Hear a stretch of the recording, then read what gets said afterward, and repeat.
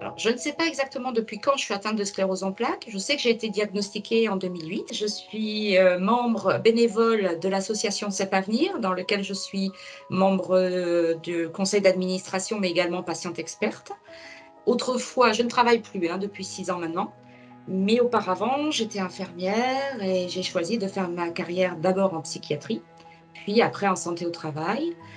Donc j'ai arrêté il y a 6 ans de travailler parce que la CEP, a trop évolué, pour mon activité professionnelle et donc j'ai des activités de loisirs. Alors je m'investis beaucoup auprès de mon association, mais également, je m'investis auprès de ma commune puisque je suis, membre du conseil municipal et du conseil communautaire, ce qui m'occupe beaucoup et en fait, elle a créé cette association de patients pour les patients et ça, c'est très important en 2018 parce qu'elle s'est aperçue que, il y avait beaucoup de questions.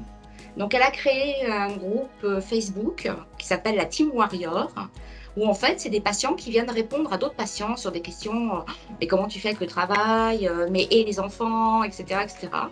Ce qu'on appelle la pair-aidance, c'est-à-dire l'aide par les pairs, par les malades aident d'autres malades et c'est vraiment l'ADN de notre association, notre, colonne vertébrale, si je puis dire. Il y a le savoir qu'ont les médecins, les professionnels de santé qui est inestimable et dont on a besoin et merci aussi à tous les chercheurs qui essayent d'avancer sur nos traitements.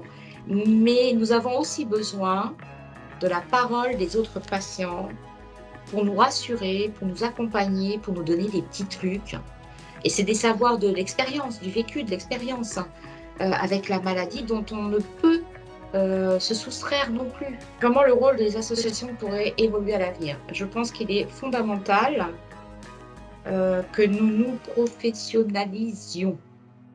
C'est-à-dire, tout élément que nous transmettons à un autre patient doit être vérifié, vérifiable et scientifiquement vérifié, vérifiable.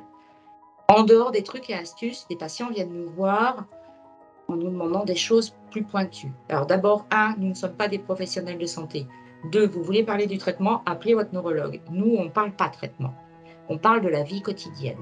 Donc le rôle doit être, on doit se professionnaliser de manière à garantir une réponse vérifiée, vérifiable, scientifique, ou scientifique au niveau des sciences humaines, hein, j'entends aussi.